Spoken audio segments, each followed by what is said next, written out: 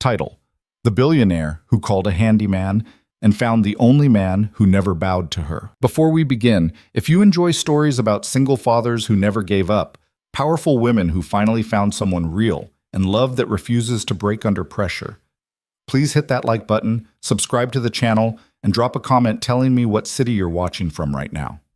I read every single one, and it means the world to know how far this story has traveled. Stay with me until the very end, because what starts as a broken circuit in a billionaire's mansion turns into the kind of love story that rewrites two lives forever. Now, let's begin. The alarm went off at 4:47 in the morning, 3 minutes before Daniel Reeves wanted it to, and he killed the sound before the second buzz because Sophie was still asleep in the next room and she had school in 3 hours, and he would rather lose sleep than lose the soft snoring coming through the thin wall. He sat up on the edge of the pull-out couch that he had been sleeping on for 2 years and 4 months, and he rubbed his palms down his face the way a man rubs something he is trying to remember. The apartment smelled like last night's coffee and the faint chemical residue of the soldering iron he had been using on a neighbor's microwave at 11 p.m. Cash job, $30, and he had needed every cent of it. The heater had kicked out again. He could tell before he even stood up because the air in the room had that flat, cold quality. The kind of cold that doesn't bite but just leans on you. He patted across the carpet in socks and checked the thermostat. 49 degrees. He tapped the plastic casing with his knuckle, the way superstitious people tap wood, and then he knelt down by the baseboard unit and popped the panel off with a screwdriver he kept tucked behind the television. 5 minutes later, the heater was running. He did not know what he had done exactly. He had jiggled a wire, cleaned a contact, and whispered one quiet thing to the machine that no one would ever hear. That was his rhythm. That was how he had lived since Sarah died. You fix the thing in front of you, and then you fix the next thing, and you do not stop, and you do not sit down, because if you sit down, you start thinking, and thinking was the enemy. He made coffee. Instant, because he had been out of ground beans for a week and had not wanted to spend the money.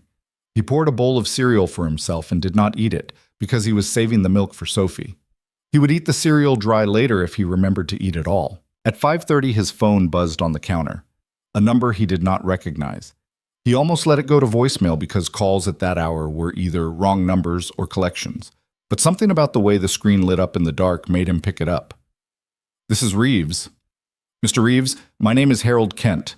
I'm the estate manager for Ms. Elena Voss." Daniel waited. The name landed somewhere in the back of his head the way a stone lands in deep water, recognizable but distant. Elena Voss. Voss Holdings. He had seen her on the cover of something at the grocery checkout last month, some magazine about the youngest something of something or other, 31 years old, worth more money than Daniel could conceptualize. "Okay," Daniel said, "we have a situation at the property. The entire environmental system has failed. Climate, lighting, security, all of it is tied into a single integrated network, and the network is down. Our usual contractor is currently in Zurich and cannot be reached. We need someone within the hour." "Within the hour?" "Yes."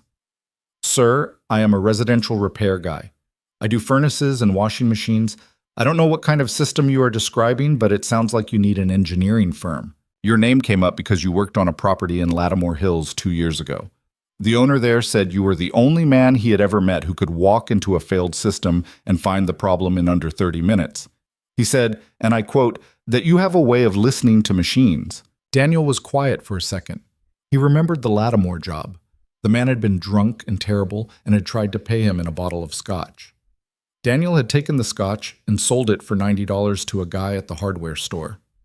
"The address?" Daniel said. Harold Kent gave him an address that was not really an address. It was a road, and then a gate, and then a second gate, and then a code.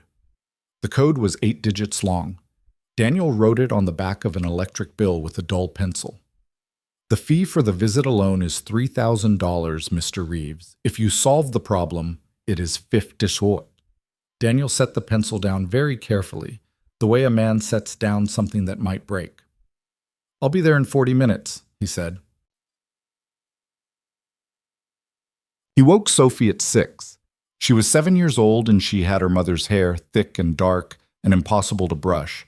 And she had his eyes, which were the color of wet slate and too serious for a child's face. She sat up in bed and looked at him without surprise because she was used to early mornings and sudden plans. "Where are we going, Dad?" "You're going to Mrs. Alvarez. I have a job." "A big one?" "Maybe. I don't know yet." "Can I have pancakes at Mrs. Alvarez?" "That depends on Mrs. Alvarez." Sophie nodded like this was a treaty being negotiated, and she climbed out of bed and went to get dressed. She put on mismatched socks on purpose because she thought it was funny. Daniel did not correct her. He had stopped correcting small things a long time ago. Small things were how a child stayed a child. He dropped her off at Mrs. Alvarez's apartment on the 3rd floor, and Mrs. Alvarez in her housecoat took one look at Daniel and said, "You didn't sleep." "I slept." "You slept like a dog sleeps, with one eye open." "I have a job across town. I might be late picking her up." Mrs. Alvarez waved him off the way she always did, and Sophie hugged his leg for exactly 3 seconds, which was her ration, and then she disappeared into the apartment to chase the cat. Daniel went down the stairs and out into the parking lot where his truck was. The truck was a 2006 Ford F-15. With a dent in the passenger door from a shopping cart accident that was not his fault, and the passenger window did not roll down anymore, and the radio only got AM. He loved the truck the way men love things that have not betrayed them. He drove. The estate was 42 minutes from his apartment if the traffic was kind, and the traffic was kind, and he got there in 38. He had never been to this part of the county before. He had driven past the sign that said private road 3 times in his life, and each time he had wondered what kind of people lived behind a sign like that. And now he was going to find out. The first gate was wrought iron and 12 feet tall, and it opened without him pressing anything. Someone had buzzed him through from the main house. He drove up a road lined with oak trees, and the road was longer than some streets he had lived on. After about a quarter mile, the house came into view, and he did not whistle because he was not a whistler, but he did slow the truck down. The house was not a house. It was an argument. It was a long, low argument against every apartment Daniel had ever lived in, spread across the top of a hill like it had been poured there. Stone and glass and angles that did not quite make sense until you got closer. And then they made a kind of sense that made Daniel feel small in a way he had not felt since his wife's funeral. He parked the truck next to a black Bentley and did not allow himself to feel self-conscious about the dent. A man in a gray suit was waiting for him on the front steps. The man was in his 60s, thin, with the exact posture of someone who had spent 40 years trying not to inconvenience rich people. This was Harold Kent. "Mr. Reeves." "Mr. Kent." They shook hands. Harold's hand was cool and dry.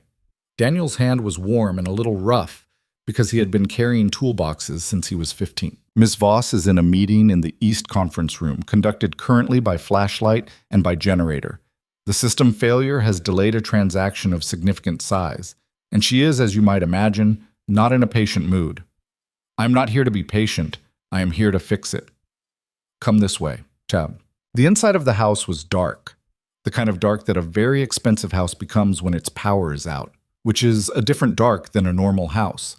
The windows let in a white morning light that fell across marble floors and across long hallways, and Daniel's boots made a sound that embarrassed him. Harold walked him down to a basement that was not a basement.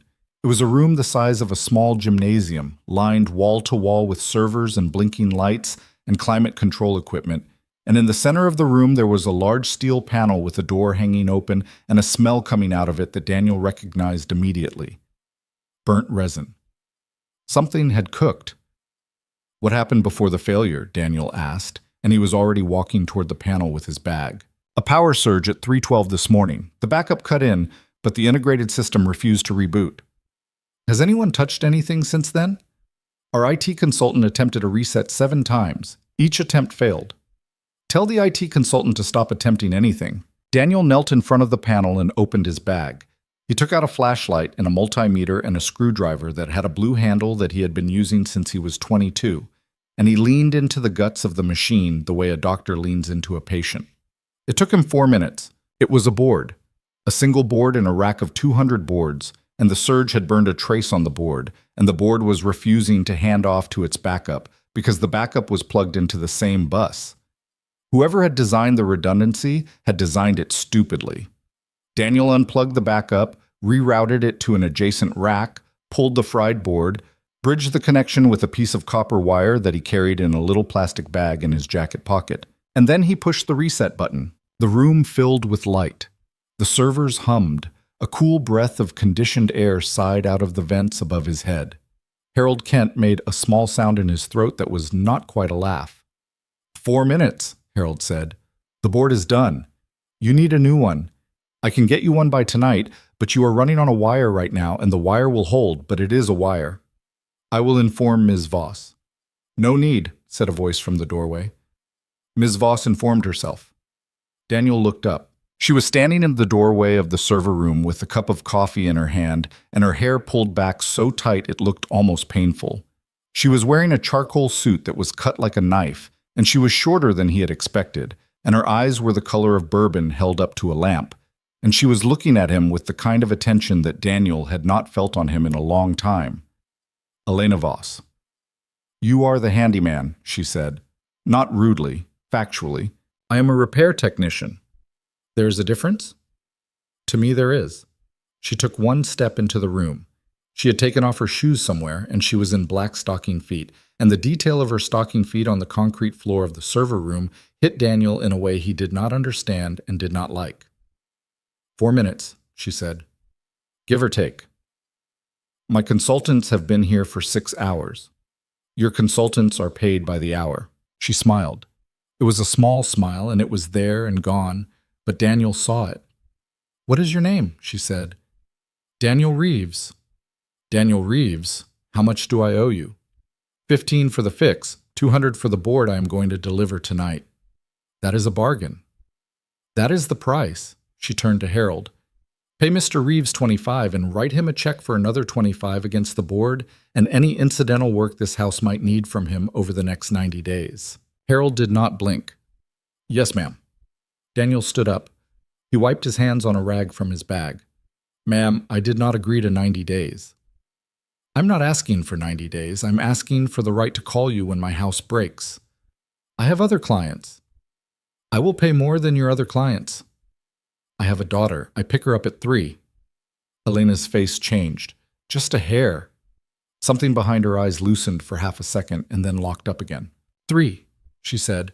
I will not call you after 2. Daniel looked at her a long moment. He had walked into this room 13 minutes ago. In 13 minutes, this woman had offered him more money than he had made in the last 6 months combined. And she was looking at him like she was trying to decide if he was going to say no. And part of him wanted to say no just to see what she would do. And the other part of him, the part that had Sophie's face in it, said yes before his mouth did. Okay. Okay. Okay. 90 days, you call, I come, within reason. Within reason, she repeated. Define reason. If my daughter has a fever, reason is that I am not coming. She nodded once, a sharp economical nod. Accepted. She turned and walked out of the server room. Her stocking feet made no sound. Harold Kent was already writing something in a leather folder, and Daniel stood there for another second, and he thought, I have just sold a piece of my life to a woman I do not know. And then he thought, no, I have just bought 90 days of groceries for my kid, and he picked up his bag and followed Harold Kent out. He delivered the board that night at 8. Harold Kent met him at the service entrance and took the board and handed him an envelope and thanked him in that same cool, dry way.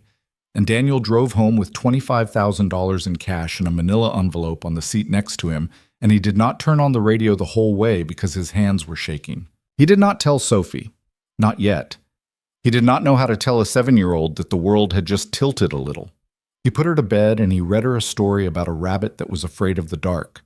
And she fell asleep with her hand curled around his thumb the way she had done when she was a baby. And Daniel stayed there on the edge of her bed for a long time. He thought about his wife. He thought about the last thing Sarah had said to him, which was not profound and not a farewell, which was, there is chicken in the fridge, remember to eat. He thought about the way the oncologist had looked at him 2 years later across a desk, and the way Daniel had not cried in the office because he had known Sarah would not want him to cry in front of a stranger. He had waited until he got to the parking lot, and then he had cried sitting in the driver's seat of the truck, and a woman walking past had knocked on his window and asked him if he was okay, and he had said yes, and she had walked on. That was the kind of world he lived in, a world where people knocked on your window to ask if you were okay, a world where a stranger mattered. He did not know if Elena Voss lived in that world. He suspected she did not. He put the envelope of cash in the freezer behind a bag of peas. He did not know why. It felt safer there. 2 days later, Harold Kent called him again. Ms. Voss would like to discuss a more permanent arrangement. Define permanent. She would like to offer you a position, full-time, residence on the estate if you prefer, or a housing allowance if you do not, benefits for yourself and any dependent, salary to be determined by negotiation, but not less than $240,000 per year. Daniel was sitting at his kitchen table when Harold said this. He was eating a grilled cheese sandwich that he had just made for Sophie, and he had eaten half of it before he realized he had eaten it. And when Harold said $240,000, Daniel set the sandwich down very slowly on a paper towel. Why? He said. I beg your pardon. Why is she offering me this? She has 100 men who can do what I did. Apparently she does not, Mr. Reeves. She has been looking for some time. She would like you to come to the estate tomorrow morning to discuss it. Daniel looked across the small kitchen at Sophie, who was drawing a picture of a horse with 4 legs on one side and no legs on the other, and who was humming to herself, and who did not own a single pair of shoes without a hole in them. I'll be there at 9, Daniel said. Fine. He did not sleep that night. He lay on the pull-out couch and looked at the ceiling, and he ran the math in his head the way other men ran scripture. 240,000. He had never in his life held a number like that in his hands. 240,000 was a house, a real house with a yard where Sophie could have a dog. 240,000 was a college fund that was not a joke. 240,000 was dental work for his mother, who had been wearing a bridge that did not fit for 6 years and who refused to tell him because she did not want him to worry. But 240,000 was also a leash. He knew that. He was not stupid. Women like Elena Voss did not pay that kind of money for a handyman. They paid that kind of money for a man they owned. And Daniel Reeves had not been owned by anyone since he was 19 years old and had quit the Marines because he had realized he was better alone. He got up at 3 a.m. and made coffee and sat on the floor in Sophie's doorway and watched her sleep. What would your mother say? He whispered. Sarah did not answer. Sarah had been dead for 2 years and 4 months, but he could hear her voice anyway, the way he always could when he needed it. Sarah would have said, "Take the money, stupid. Take it, and don't ask questions, and don't fall in love with her, and don't let her treat you like a dog. Take it for the kid." Daniel nodded at the dark. "Okay," he said. Mas. At 9 the next morning, he was back at the estate, and this time Harold Kent was not the one who met him. Elena Voss met him herself, in a sunroom at the back of the house that faced a garden that was bigger than the public park he had taken Sophie to on her last birthday. She was sitting at a small iron table with 2 cups of coffee already poured, and she was wearing jeans which shocked him more than the house had, and a white shirt that was untucked, and her hair was down, and she looked like a different person than the woman in the server room. She looked 27 instead of 31. "Sit," she said. He sat. "Black?" she said, and she meant the coffee. "Yes, ma'am." "Don't call me ma'am. I am not a ma'am." "What do I call you?" "Elena. In this house, Elena. In this house." "Outside this house, Ms. Voss. Most people never see inside this house, so most people will only ever know you said Ms. Voss. You and I will know you said Elena." He studied her. She was not flirting. He did not think she was flirting. He had been married for 9 years and he knew what flirting looked like. And this was not that. This was something else. This was a woman who had decided something in private and was informing him of the decision in public. "Elena," he said, testing it. "Good." She slid a folder across the table. Inside was a contract, 15 pages. He did not pretend to understand all of it, but he read every page because his father had taught him that you never sign anything you have not read. And he had never broken that rule, and he was not going to break it now in front of a billionaire. It took him 31 minutes. She sat across from him the whole time without saying a word, and without looking at her phone, which, he thought later, was the most striking thing about her, because he had watched her phone light up 23 times while he was reading, and she had not glanced at it once. When he was done, he looked up. "2 things," he said. "Go." Page 4. It says I cannot discuss any aspect of my employment with anyone outside the estate. That includes my daughter. I am not agreeing to that. My daughter is 7. She is going to ask me where I work, and I am going to tell her. Strike it. What else? Page 11. It says I can be terminated at will with no cause and no severance. I want 30 days notice or 30 days pay, whichever you prefer, in any case other than me committing a crime. 30 days. 30. She picked up a pen. She struck out the 2 clauses he had named. She initialed both strikes. She slid the folder back. Anything else, Daniel? He thought about it. Yeah, he said. Why me? She leaned back in her chair. She looked at him for a long time. The garden outside was doing something with the light, something gold, and the light was on her face, and he saw for the first time that she was tired. Not sleepy tired, tired the way a roof is tired after 50 years of rain. Because you fixed it in 4 minutes, she said. That is not an answer. Because you fixed it in 4 minutes, and when I walked into the room, you did not stand up. You did not apologize for your clothes. You did not call me ma'am in the way other people call me ma'am, which is the way they say the word of God. You told me your daughter had a 3 o'clock pickup. Do you know how many men in my life have told me they have a 3 o'clock pickup, Daniel? No. 1. Now. He did not know what to say to that, so he did not say anything. He picked up the pen. He signed the last page of the contract. He slid it back across the table. She did not smile, but something in her shoulders came down half an inch, and he noticed it. Welcome to the house, she said. Thank you, Elena. You start Monday. Monday. One more thing, Daniel. Yeah? Bring your daughter. I would like to meet her. He paused with his hand on the arm of the chair. Why? Because she is going to be part of your life while you are part of this house. And I do not like surprises.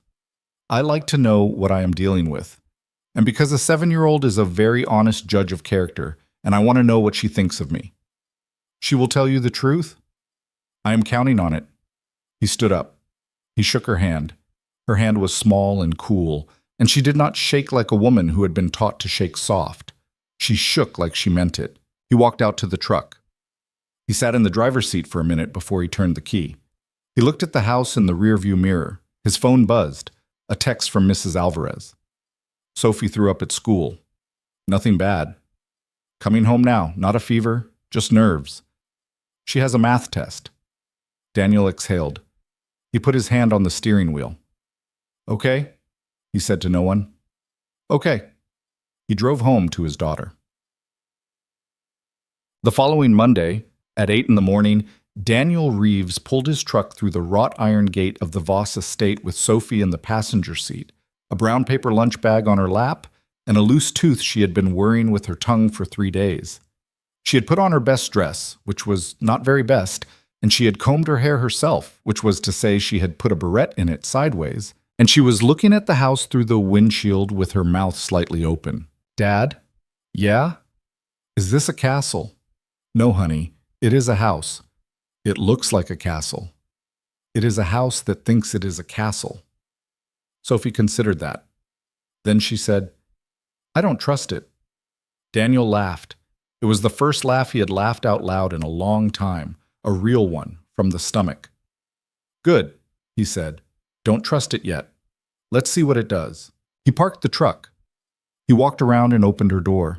She put her small hand in his large hand and they walked up the stone steps together, and Elena Voss was waiting at the top of the stairs in jeans and a sweater, with no shoes on, and she knelt down so she was the same height as Sophie, and she held out her hand and she said, very seriously, I am Elena.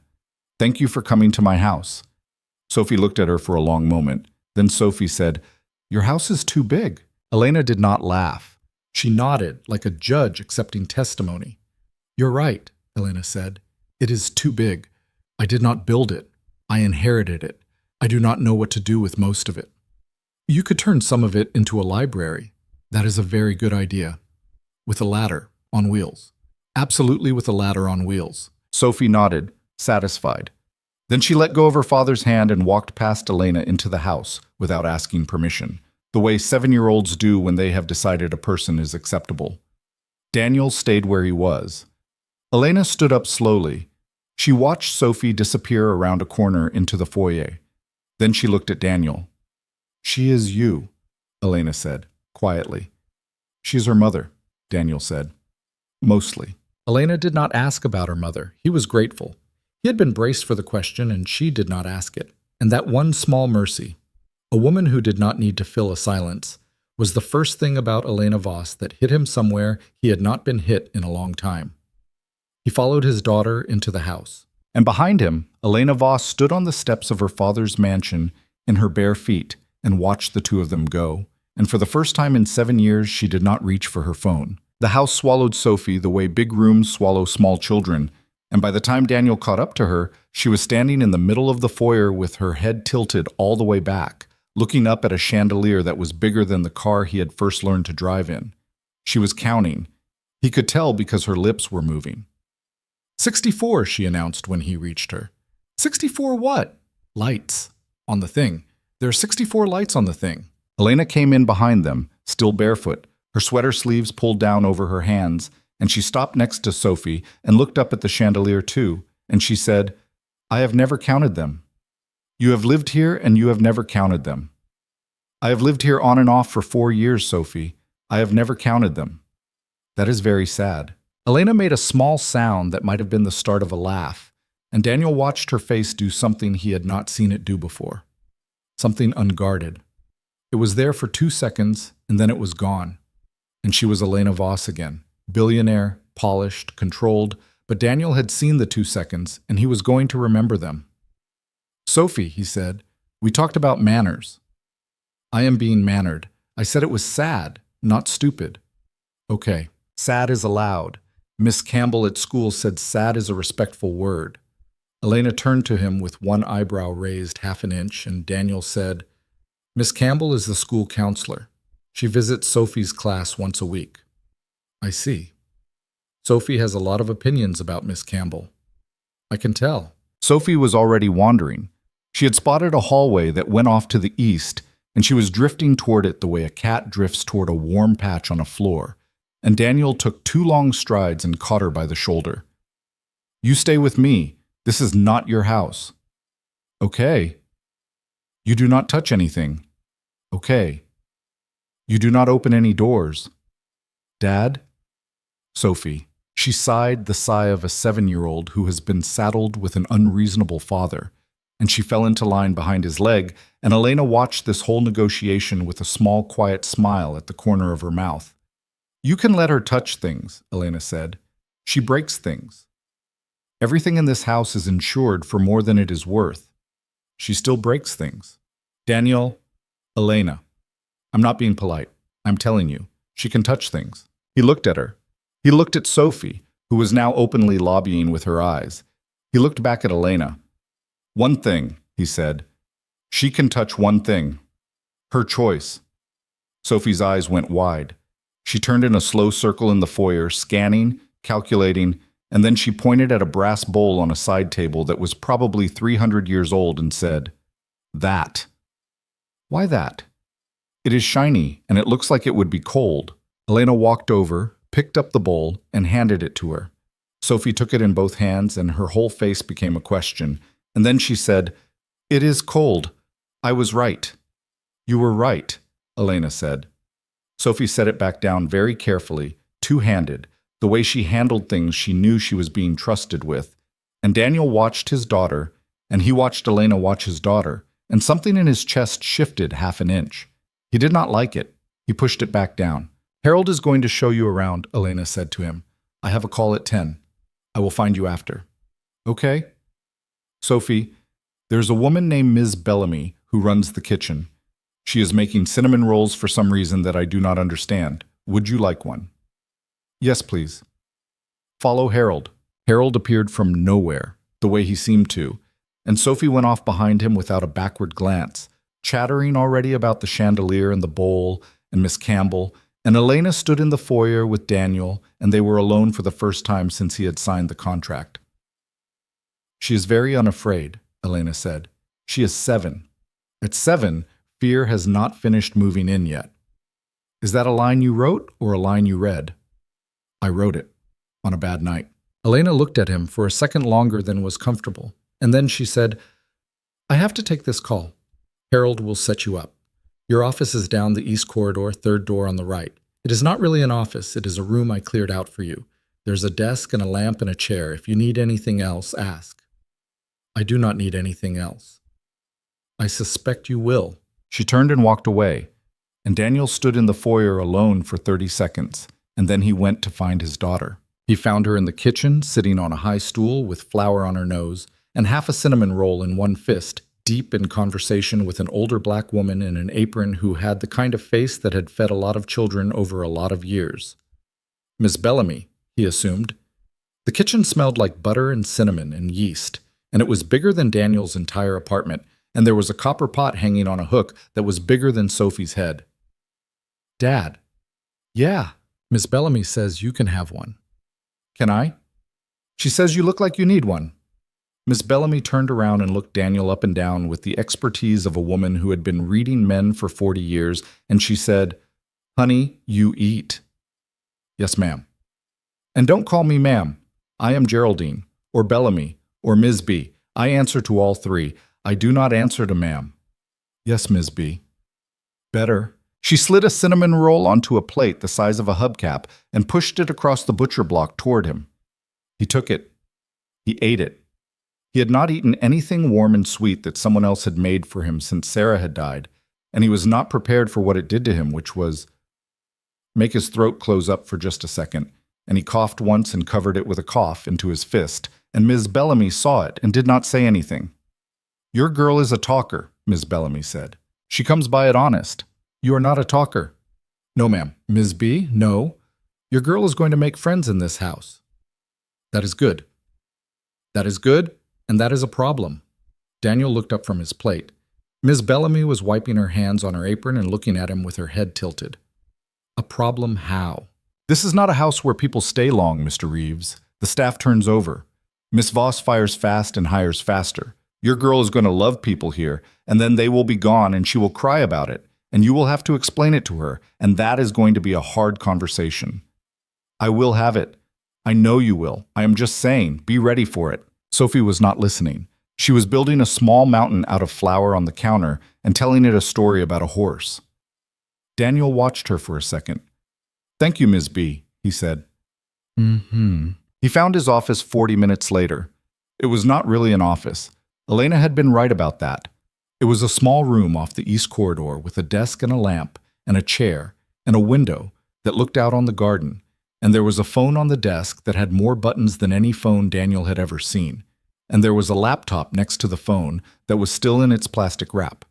Harold was waiting for him. The phone has an internal line, an external line, and a direct line to Ms. Voss. The direct line rings twice and then goes to her assistant.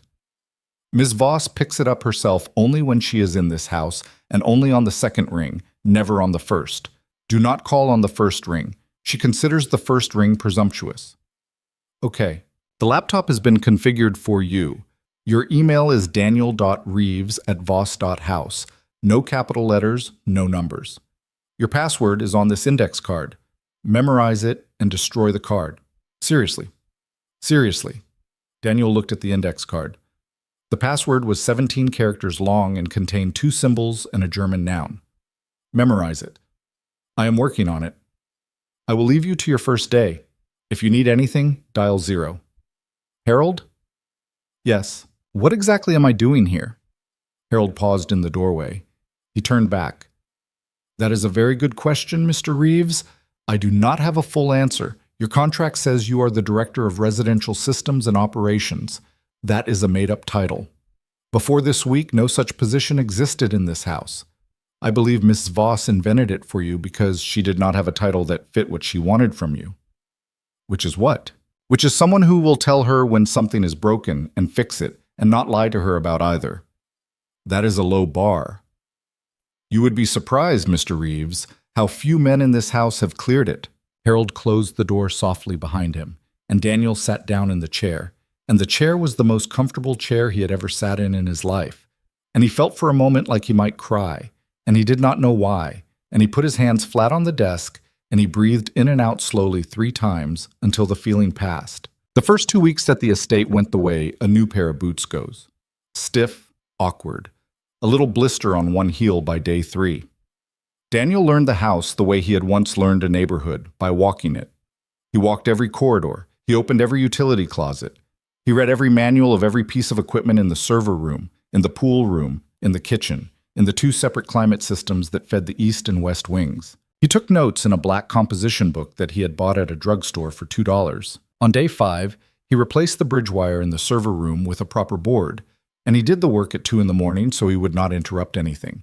And when he came up from the basement at 3, Elena was sitting at the long kitchen island in a gray bathrobe, drinking water. And she looked at him and she said, "You work at strange hours." I did not want to interrupt the house. The house would not have noticed. I would have noticed. She took a sip of her water. Her hair was wet. She had just come from somewhere. A shower, maybe, or the pool. He did not ask. "Sit," she said. He sat on the stool opposite hers. The kitchen was dark except for one small light under the cabinets. "Do you sleep?" she said. "When I can." That is not an answer. 4 hours, 5 on a good night. Why? Since my wife died, I have not slept right. It is not a story. It is just a fact. Elena nodded. She did not say she was sorry. She did not ask how Sarah had died. He realized later that this was her second mercy to him, the absence of the performed sympathy that every other person he had ever met had offered him. And he realized it had been a deliberate choice on her part, and he began against his will to respect her for it. "I do not sleep either," she said. "Why?" "Because my brain does not turn off. Because the company has 17,000 employees, and every one of them is a decision I did not get to make. Because I am 31 years old, and my father died and left me something I do not entirely want, and I am not allowed to say that out loud to anyone. Because anyone I say it to either wants to take it from me or will put it in the newspaper." Daniel did not answer for a minute. He was thinking. "You are saying it to me." "I am." "Why?" "Because you cannot take it from me and you will not put it in the newspaper." "How do you know I will not put it in the newspaper?" "Because you signed a contract that would destroy you if you did. I would not do it anyway." "I know." "How do you know?" "I know." She did not explain. She drank the rest of her water. She stood up. She went to the sink and rinsed the glass and set it in the drying rack herself, which was the first thing she had done since he had met her that was not imperial, and then she turned around and leaned against the counter and looked at him. "Daniel?" "Yeah." "Go home. Sleep. If you can. Okay? Tomorrow I have something I want to show you." "Okay." He went home. He did not sleep. The something she wanted to show him turned out to be a room in the West Wing that he had not been given access to. It was a long rectangular room, empty except for 2 chairs, and it had a wall of windows that looked out on a meadow that Daniel had not even known was part of the property. She met him at the door at 11 the next morning, and she opened it with a key, and she walked in ahead of him and stood in the middle of the room with her arms crossed. "What is this?" he said. "This is the room I never come into." "Why?" "Because my father died in it." Daniel stopped walking. He stood very still. "He had a heart attack at that window. I was in Tokyo. By the time I got home, he had been dead for 16 hours. The housekeeper found him. His body was cremated before I landed. I never saw him. I never said anything to him. This is the room I never come into." "Elena, I want to turn it into something. A library, maybe." Sophie said the house needed a library. "I have been thinking about what she said. I have been thinking about it for 2 weeks." "You have been thinking about a 7-year-old's opinion for 2 weeks?" "Yes." "Why are you telling me this?" "Because I do not know who else to tell it to, and because I want you to design the library." "I am not an architect. I have architects. Architects will build what I tell them to build. I want you to tell me what to build. I want it to be a room that a person would want to sit in. I do not know what a room like that looks like. I have never lived in one." He turned in a slow circle. He looked at the light coming through the windows. He looked at the floor, the ceiling, the proportions. He thought about what Sarah would have done with a room like this. Sarah had loved books. Sarah had read at the kitchen table while he cooked, and she had read on the couch while he watched television with the sound off, and she had read in the hospital bed at the end when she could still hold a book, and then she had listened to audiobooks when she could not. "A wood floor," he said, "not marble. Wood is forgiving. Wood lets you sit on it." "Okay." 2 chairs, not 4. A library with 4 chairs is a waiting room. A library with 2 chairs is a conversation." "Okay." A fireplace, not gas. Real. A wood-burning fireplace. You never use it, that is fine, but you have to know you could. Okay. One of those ladders your Sophie talked about. She is not my Sophie. For right now, in this room, she is. That is her ladder. Daniel paused. He looked at Elena. She was looking at the floor. Okay, he said, quieter. Sophie's ladder. What else? A window seat, if the wall can take it. A seat where a person can pull their feet up. People read with their feet up. Your father did not design this house for people to put their feet up. No, he did not. That is why you do not come in here. Elena looked up at him then, and her eyes were bright in a way he had not seen, and she did not cry. She was not the kind of woman who cried in front of someone the second time she had ever been alone with them, but she was close to something, and then she swallowed once, and she stepped back and she said, "Draw it." I cannot draw. Describe it. I will have someone draw it. Okay, he described it. He talked for an hour. He talked about the fireplace and the wood and the window seat and the lamp that should go by the window seat and the kind of rug that should go under the two chairs, a flat weave, nothing fancy, something a child could spill juice on. Elena wrote nothing down. She just listened. When he was finished, she nodded once, sharply, and she said, "Thank you, Daniel. You're welcome. I would like you to bring Sophie here next week. When the floor is in, she will want to run on it. I am counting on it." He did not say anything else. They walked out. She locked the door behind them. He went back to his office. He sat down in the chair. He looked at his hands for a long time. They were shaking a little. The rumors started in week 3.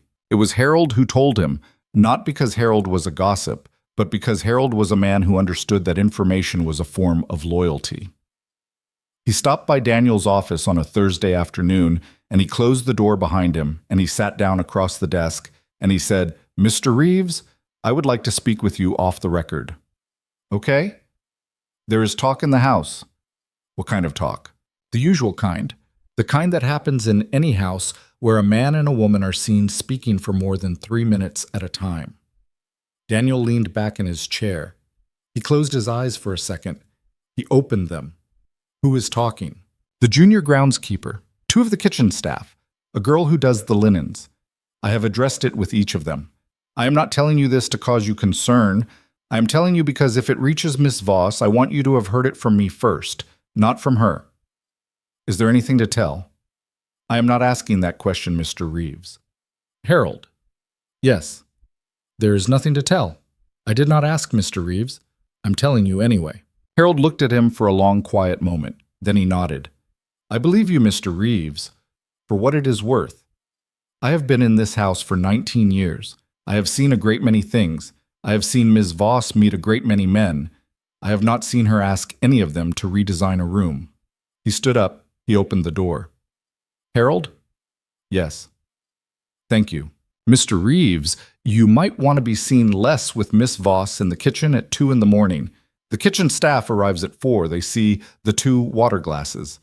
He closed the door behind him. Daniel sat at his desk for a long time. He thought about the 2 glasses. He had not been counting them. Elena had been counting them. Elena had left the 1 glass in the drying rack. He had set his down next to it, and someone had come in at 4 and seen them. He picked up the phone. He dialed 0. He said, "Please tell Ms. Voss I need 5 minutes at her convenience." He expected to wait an hour. He was called back in 8 minutes. Elena was in her office on the 2nd floor, a room he had only been in twice, both times briefly. She was behind her desk when he walked in, and she looked up from her laptop and she said, "Close the door." He closed the door. He sat down. He did not wait for her to invite him. "There is talk in the house," he said, "about you and me. Harold told me this morning. I am not bringing it to you because I am worried about myself. I am bringing it to you because my daughter is in this house 3 days a week, and if it becomes a problem, I need to know now so I can protect her from it." Elena closed the laptop. She did not look surprised. She looked tired, and she looked for a second much older than 31. "I know." "You knew." "I have known for 4 days. Harold does not tell me about staff gossip. I have other people for that. I knew there was talk on Monday. I have been waiting for you to come to me." "Waiting?" "Yes." "Why?" Because I wanted to see if you would come to me or if you would let it sit. Most men let it sit. They assume a woman will handle it. I was curious what you would do. This is a test. Not a test. A data point. I do not like being a data point, Elena. I know. He stood up. He walked to the window. He put his hands in his back pockets. He looked out at the driveway where his truck was parked next to two sedans that were each worth more than the building he lived in. I'm going to say something, he said, and then I am going to leave, and you are going to think about it for as long as you need to think about it. And you are going to tell me what you want to do. Okay? Okay. I like my job. I like my office. I like that room you're going to turn into a library. I like the woman who runs the kitchen. I like the fact that my daughter has gained 4 pounds in 3 weeks, and she sleeps through the night now because she is not hungry when she goes to bed. I do not want to lose any of this. I know. But I'm not sleeping with you, Elena. I know. And I'm not going to start, because if I start, this ends. Because the second I start, I am not a man in your house. I am a problem in your house. And I watched Harold try to warn me today with more tact than any man has ever used on me. And I understood what he was saying, and I want you to understand what I'm saying back. I understand. Say it back to me. Daniel. Say it back, Elena, so I know we are clear. She stood up. She walked around the desk. She did not come close to him. She stopped about 6 feet away, and she put her hands in the pockets of her slacks, and she looked him in the eyes, and she said, "You are not sleeping with me. You are not going to.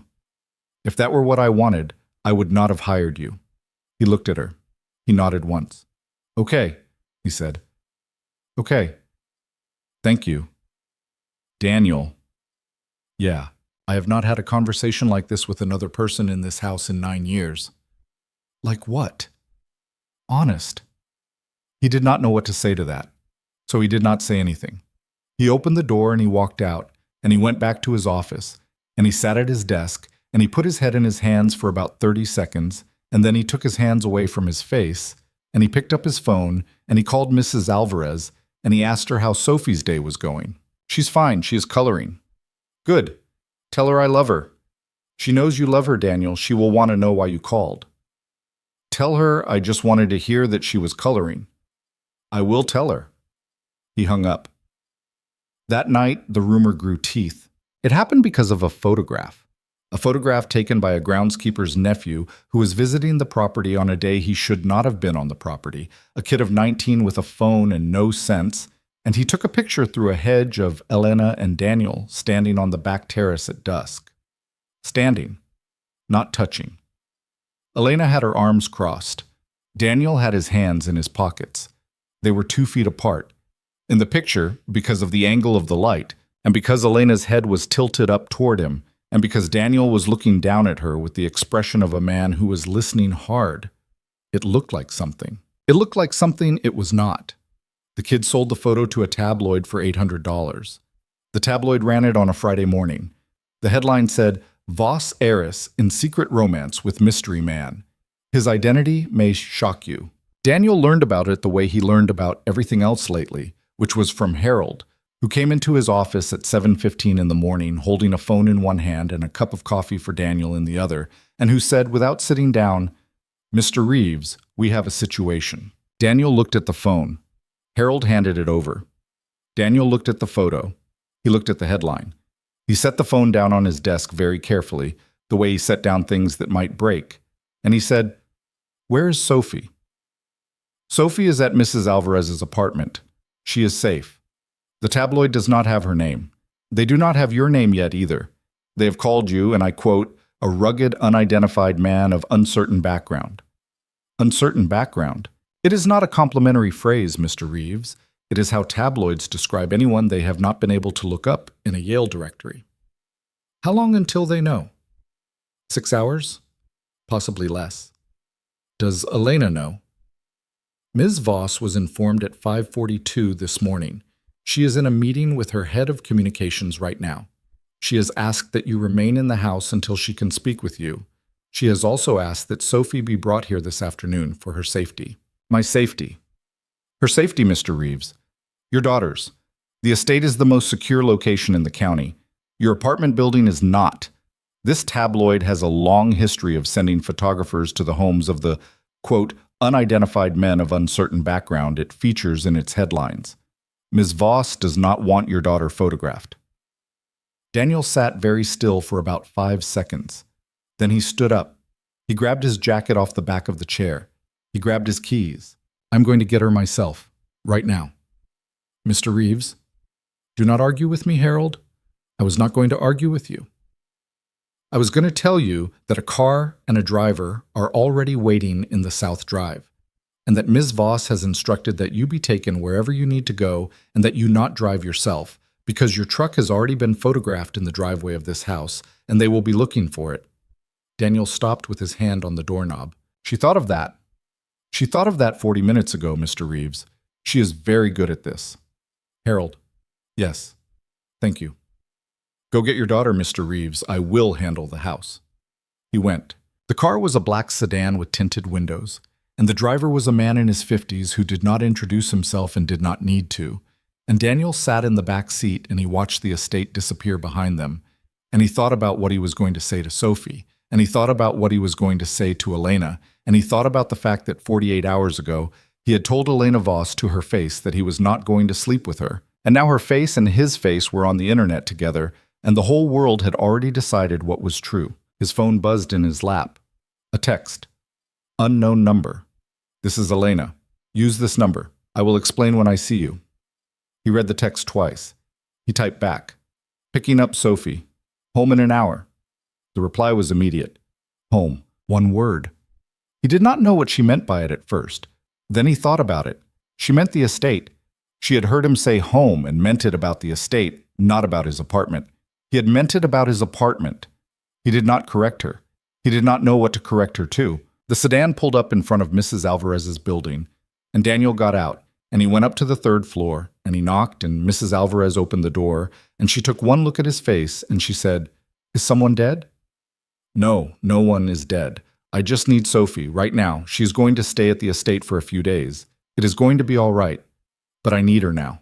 Mrs. Alvarez looked at him. She did not ask questions. She was a woman who had raised 4 children and had buried a husband and who did not ask questions when she did not need to. She turned around and she called Sophie's name, and Sophie came running with a marker in her hand and a green stripe on her cheek, and she said, Dad? Kid, we are going to the big house for a little while. Go get your bag. Am I in trouble? No. You are not in trouble. I am not in trouble. No one is in trouble. We are just going to stay at the big house for a few nights. Bring your pajamas and bring the bear. Sophie looked at him for 2 seconds with the seriousness that only a 7-year-old can muster, and then she turned around and went to get her bag, and Mrs. Alvarez stepped out into the hall and closed the door behind her so Sophie could not hear. Daniel? Yes? You are in trouble. Yes. Is it the kind of trouble that ends with you okay? I don't know yet. If it is not, you come here. You bring her here.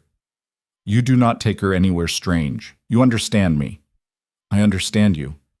My door is open to that child at any hour. I know. Go. He went. In the car, Sophie sat next to him with the bear in her lap and her bag at her feet, and she looked out the window for a while without saying anything, and then she said, Dad. Yeah. Why is there a driver? Because Elena asked for one today. Did something happen? He looked at her. He thought about lying. He did not lie to her. He had made a rule when Sarah had died, and the rule was that he would never lie to Sophie about anything that mattered, because he had watched other people lie to her about Sarah, and he had watched it hurt her worse than the truth would have. And he had sworn on Sarah's kitchen counter on the day of the funeral that he would never do that to his daughter. Yes, he said. Something happened. Somebody took a picture of me and Elena at the house last night, and they put it in a magazine today, and they said something about us that is not true. Elena is working on it. We are going to stay at the big house for a little while because Elena's house is safer than ours for a few days. That is the whole story. Sophie chewed on this for a minute. She looked at the bear. What did they say that wasn't true? They said Elena and I were kissing. We were not kissing. We were talking. Oh. Do you understand? Yeah. Any questions? Was it a good picture? Daniel laughed. It surprised him. It surprised Sophie more. because she had not heard her father laugh twice in 1 month in a long time. And she looked at him, and she laughed too, without knowing what she was laughing at, just because he had. "It was a very good picture," he said. "It made us look very dramatic." "Was your hair good?" "My hair was fine." "Was her hair good?" "Her hair is always good." Sophie nodded, satisfied, and she went back to looking out the window. And she did not ask anything else. And Daniel watched the side of her face for a long time, and he thought about the fact that he had told her the truth and she had accepted it. And he thought about the fact that he had no idea what Elena was going to say when he walked through the door of the estate. And he thought about the fact that whatever Elena was going to say, he was going to have to decide in the next hour whether the thing he had told her 2 days ago in her office was still true. He was not going to sleep with her. That part was still true. But something else had changed. Something he did not have a name for yet. Something that had changed the first time she handed his daughter a 300-year-old bowl and said it was cold, and had changed again the first time she had told him about the room where her father died, and had changed a third time this morning when she had sent a car for him without being asked because she had already thought of his daughter before he had. The sedan turned onto the private road. The gate opened in front of them. Daniel put his hand on top of his daughter's small hand on the seat between them, and she squeezed his fingers, and the car went up the long driveway lined with oaks. And Elena Voss was standing at the top of the stone steps in jeans and bare feet, with her arms crossed over her chest, and she was waiting. Elena did not come down the steps.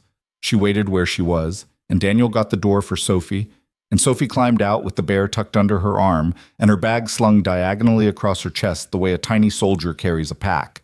And she looked up at Elena at the top of the stairs, and Elena looked down at her, and for a second neither one of them said anything. Then Sophie said, "Dad told me about the picture." Elena absorbed that. She came down the steps then, one at a time, unhurried, and she stopped on the third step from the bottom, so she was still a little taller than the child, but not by much. "What did your dad tell you, Sophie?"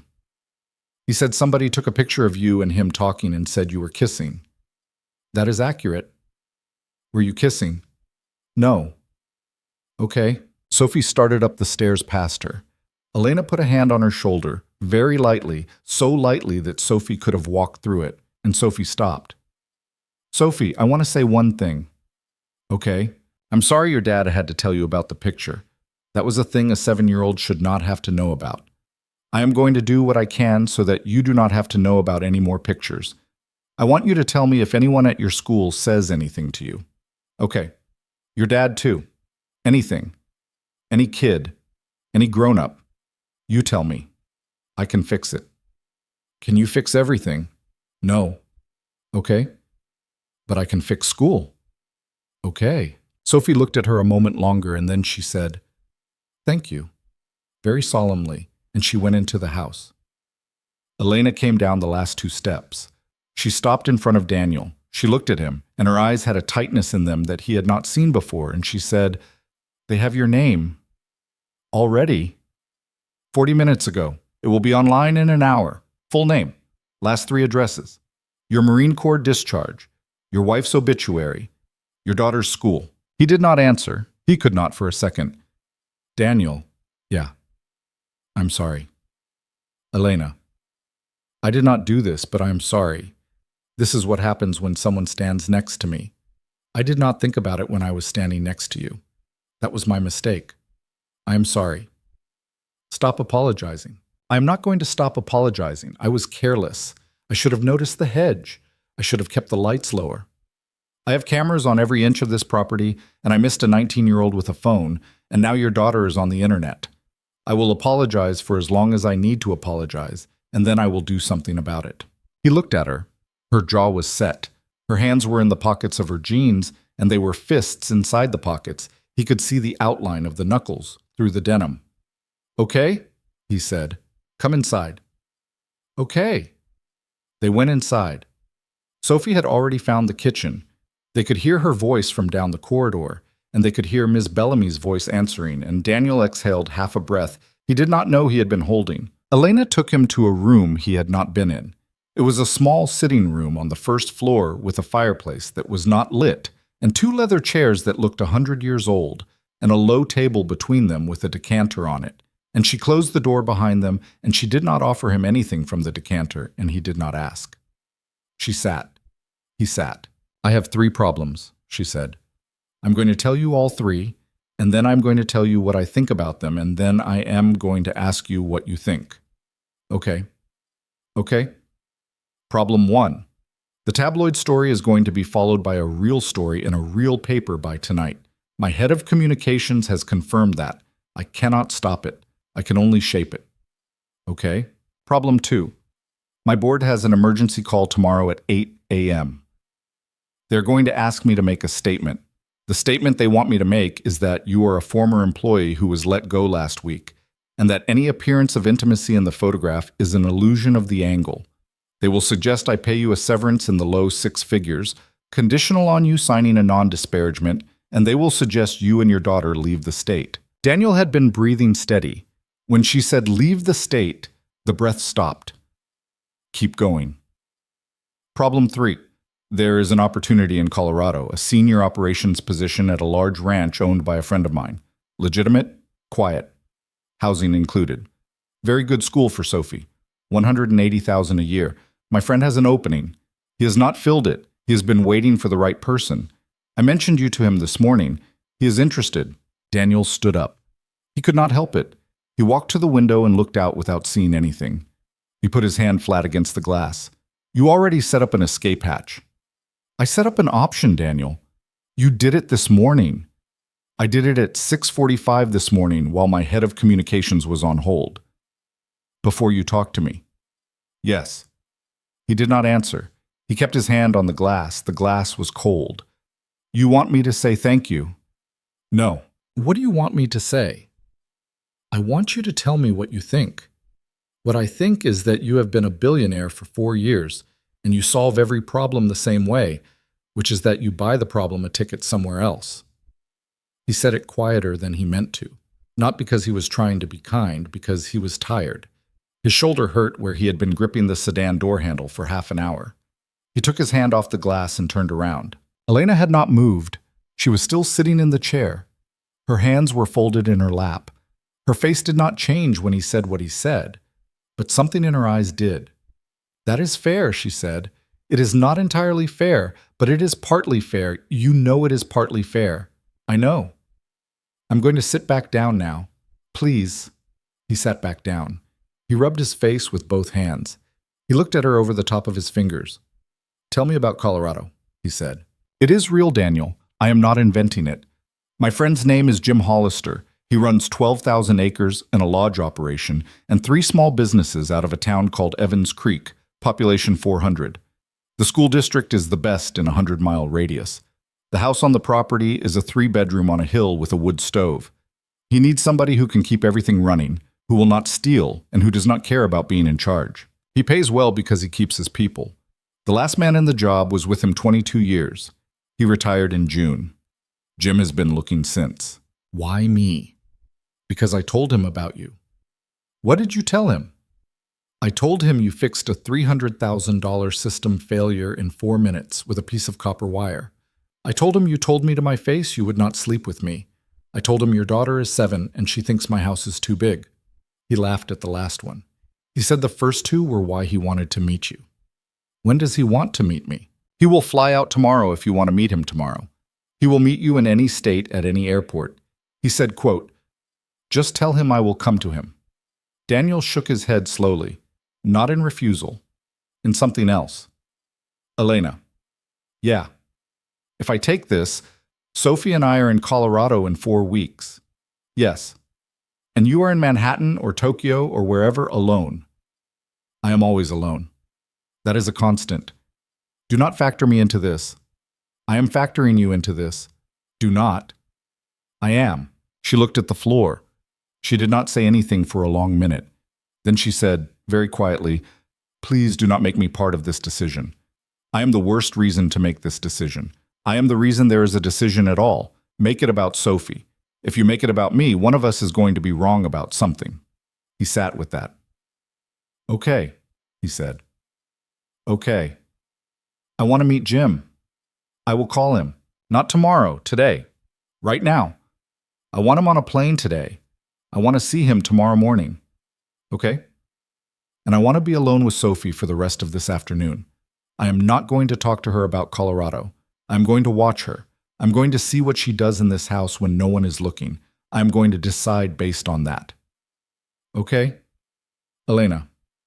Yeah. Your board call tomorrow. Yes. Do not make the statement they want. Not yet. Not until I have talked to Jim. Give me until tomorrow night. She looked at him. Her mouth did something complicated. They are going to be very unhappy. I know. They are going to threaten me. They are already threatening you, Elena. You just have not told me that part yet.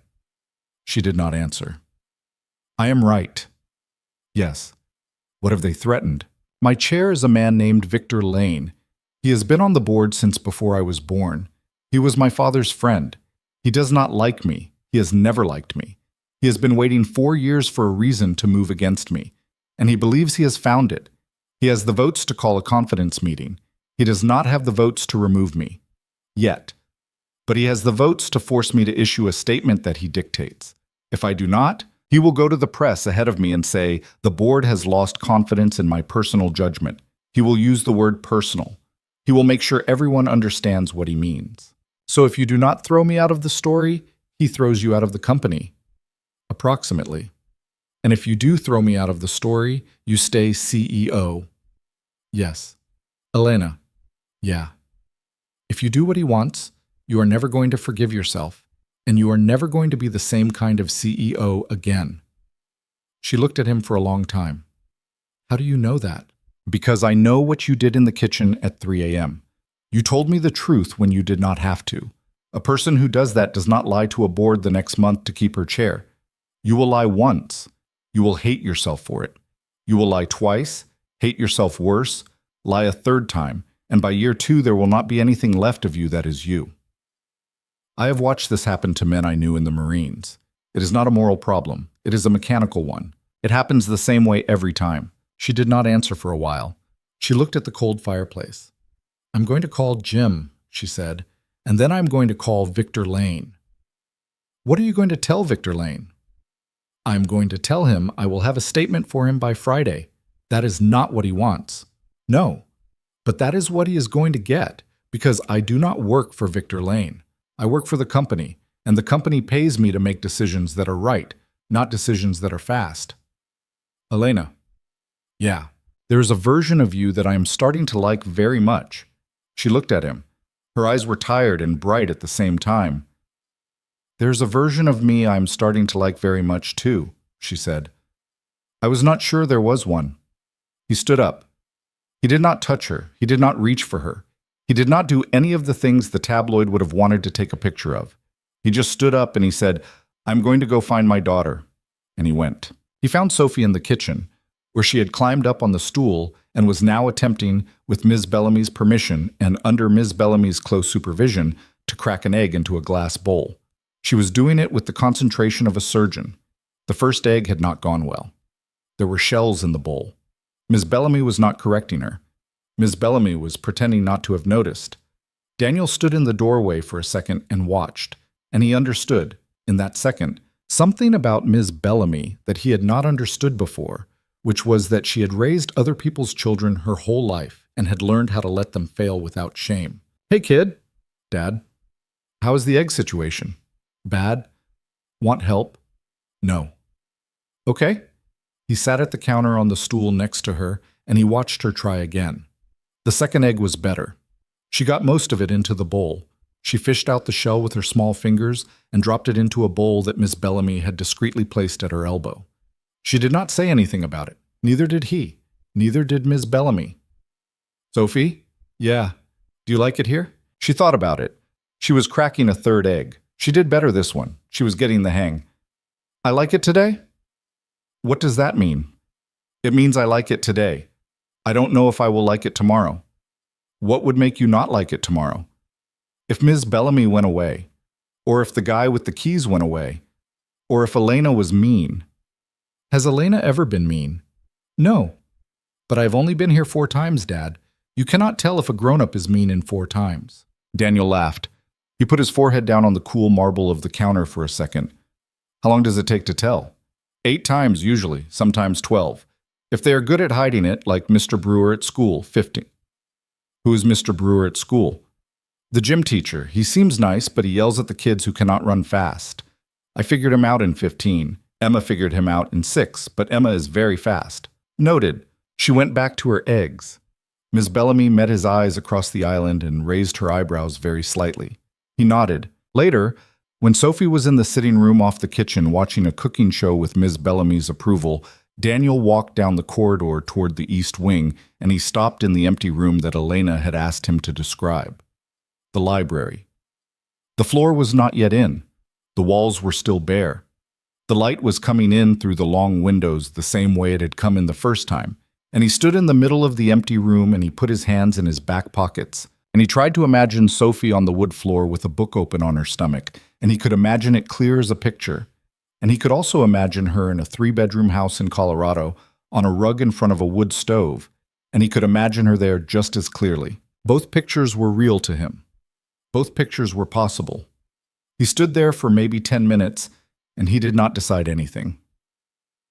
Jim Hollister's plane landed at 9:40 the next morning at a small regional airport 40 miles from the estate, and the driver took Daniel out to meet him in a diner off the interstate called the Blue Barn, because Daniel had asked to meet somewhere that was not the Voss property and not any place Elena had ever been. Jim Hollister was 61 years old. He was a tall, heavy, sun-ruined man in a plaid flannel shirt and work jeans and boots that had seen more weather than most people's houses. He was sitting in a booth when Daniel walked in, and he did not stand up.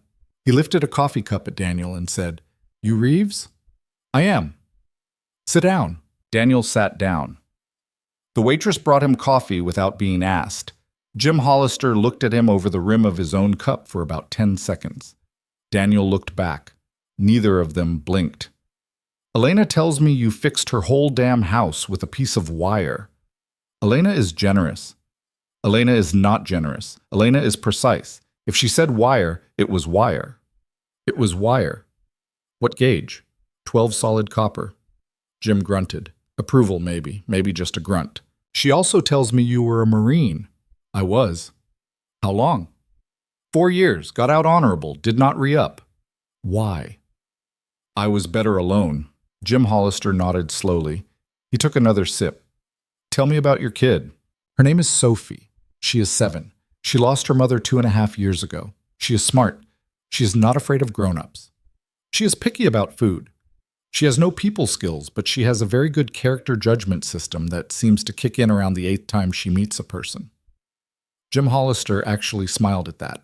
It was a small smile, about 1/8 of a smile, but it was real. "My granddaughter is 8. She lives on the property with my son. They got 3 dogs. Girl would have other kids to run around with. School bus goes right past the gate." "Mr. Hollister." Jim, I'm going to be honest with you." "I was hoping you would be." "I do not know yet if I am coming. I came to meet you because Elena asked me to, and because I wanted to know if this was a real thing or a story somebody made up to move me out of the way." "It is a real thing." "I can see that.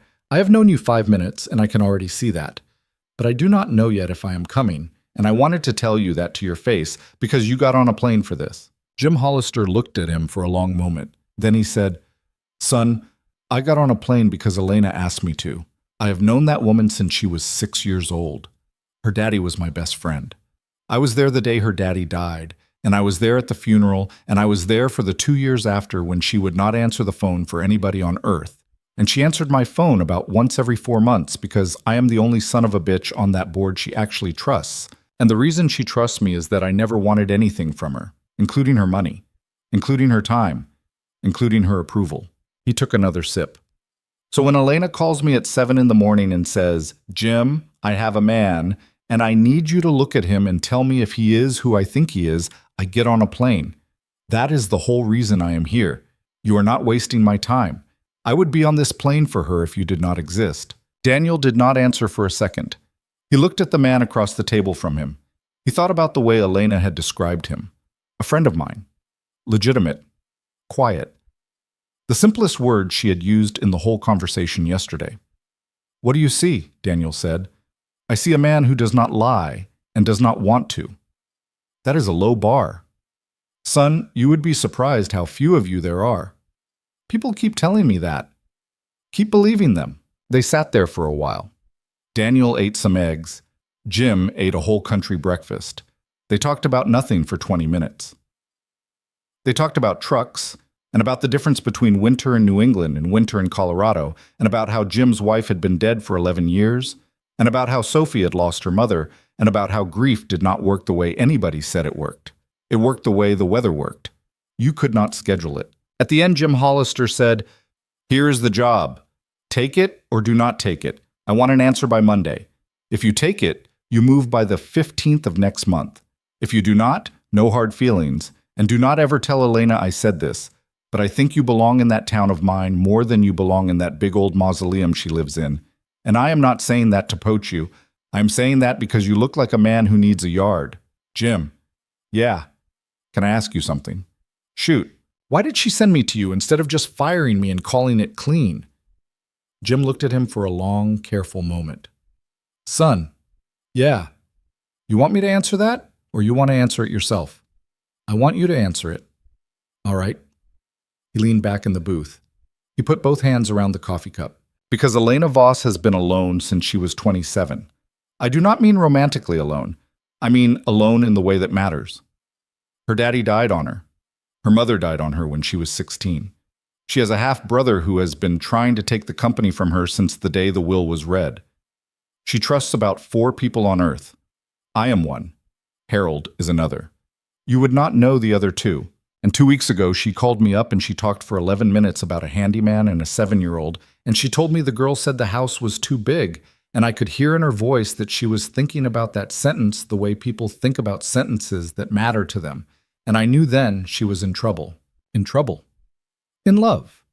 Or close enough to it that the difference does not matter for our purposes. Daniel looked at his hands. "She is not in love with me, Jim. She has known me 4 weeks. She is not in love with you. You are correct. She is in love with the idea of a world where a person says a thing to her and means it. She has not lived in that world since she was a little girl. You showed up at her house in a truck with a dent, and you fixed a machine, and you did not try to steal from her, and you told her your daughter had a 3 o'clock pickup, and she has been trying to figure out how to keep you in the general vicinity ever since. By sending me to Colorado, by sending you somewhere where you can have a life, because she knows if you stay in that house, she will eventually ruin you. That is the part she told me herself. She said, 'Jim, I cannot ask him to stay because this house eats people, and it would eat him, and it would eat the little girl.' She said, I need somewhere he can be, where he can still answer the phone when I call, and where his kid can have a yard." And I said, "Well, I got a yard." Daniel put his forehead in his hand for a second. He sat like that for about 10 seconds. "Jim." "Yeah. I'm going to take the job." "Are you sure?" "No, but I'm going to take it, for the kid, for the yard." "Monday, son. Give me until Monday. Sleep on it. Talk to your daughter. Do not say yes to me in a diner on the morning of the worst news cycle of your life. That is not a decision, that is a panic." "Okay?" "I mean it." "Okay, Jim. Also, one more thing." "Yeah. Do not tell Elena I said any of that about her being alone and about her being in love." "I will not." "She would fire me. I mean that. She would fire me off the board tomorrow morning, and she would be right to." "I will not tell her." Jim Hollister put a 20 on the table for the breakfast he had not paid for yet, and he stood up, and he was even taller when he stood up than he had looked sitting down. He clapped Daniel on the shoulder once, hard, and he said, "Monday." And he walked out of the diner, and his plane was back in the air by noon. Daniel sat in the booth for another 20 minutes by himself. He drank his coffee. He paid the check. He walked out to the sedan. In the car, on the way back, he did not talk to the driver. He looked out the window, and he watched the highway go by, and he thought about Sarah, and he thought about what Sarah would say. Sarah would say, "You go to Colorado, stupid. You take the yard. You take the school. You take the job that pays well, and you do not owe anything to anybody. That is the whole decision." But Sarah would also say, and here was the other thing, Sarah would also say, "Tell her before you go, Daniel. Tell her what she was to you. Don't walk out of her house without telling her. You spent 2 years not telling me things at the end, and I forgave you for it, but do not do it again to anyone else. Do not make that mistake twice." He got back to the estate at 1:30. Elena was not there. She was in Manhattan.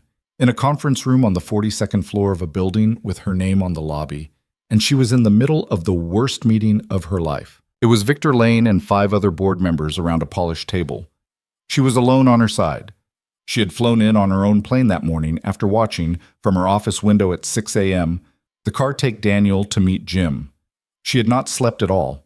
Her hair was pulled back into a bun so tight it gave her a headache, and she was wearing a navy suit that she had bought 6 years ago for her father's funeral and had never worn since, and she had chosen it on purpose. Victor Lane was 73. He had the kind of face that had been handsome once and had turned into a weapon later. He looked at her across the table and he said, "Elena, we appreciate you coming in on short notice." "Thank you, Victor. We have reviewed the materials. We have spoken to counsel. We are prepared to vote today on a formal statement of no confidence in your personal conduct, unless you are prepared to issue the statement we provided yesterday." "I am not prepared to issue that statement.